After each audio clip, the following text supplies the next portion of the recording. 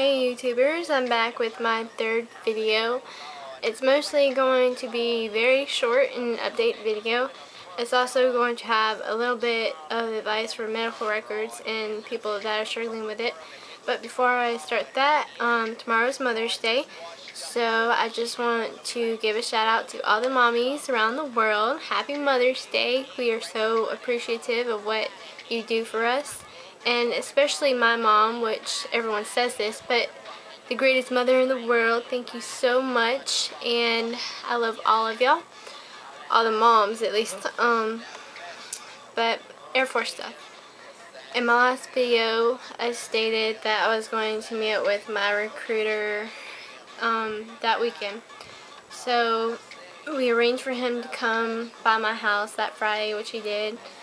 All I had to do was sign a couple of papers so he could send them off to MEPS. But unfortunately, I did not go to MEPS the next week.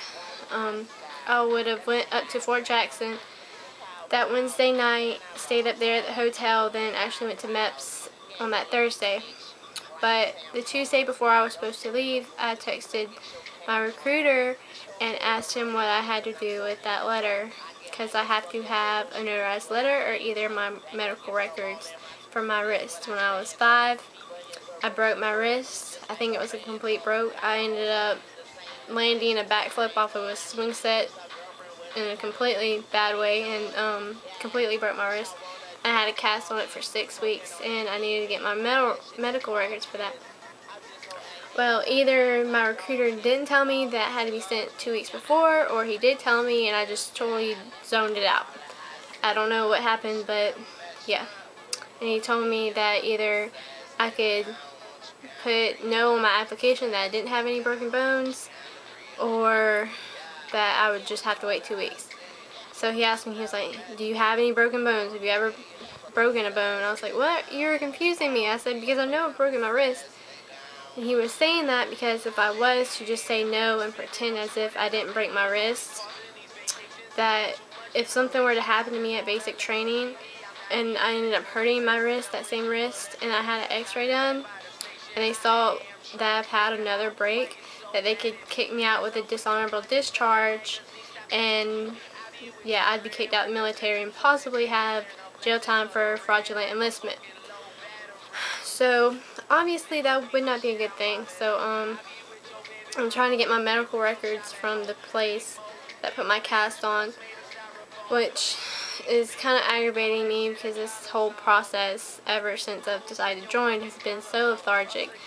It's so aggravating because I want to get in so bad. I just want to hurry up and swear in to DEP and swear into the Air Force and just get my ship date. I'm ready to get this over with. I'm ready to start.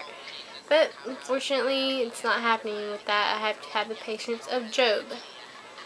But other than that, I'm just anticipating the day when I get to go to MEPS and get to swear in, and hopefully not long after that I'll get my job and my ship date. So pray that goes fast for me. Please pray, pray, pray, pray. Advice section, really, I kind of already said it. Just, if you have had eczema or asthma or heart condition or broken bone or anything that the application lists on there, which if you've had the application, it's a buttload of questions. Answer them truthfully. Don't try to just skip over it, because if something happens, it's not going to be good if they find out about it.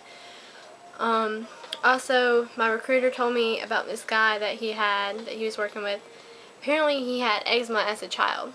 Well, he didn't think nothing of it when he was working on his application. Well, apparently, I don't know if Sergeant Blake, which is my recruiter, he found out about it or what. But yeah, he had to get pushed back, I think 2 weeks too, just to have his records like squared away. If you're not sure if it would matter or not, ask your recruiter. They can tell you. But just don't try to skip over anything to save time, because most likely it's going to end up kicking you in your butt and you're going to spend more time trying to worry about it. But that's mostly it. I'm very anxious, like I said, and I can't wait to get this whole process started. But I guess I'll talk to y'all when I go to MEPS, which will hopefully be in 2 weeks. Bye!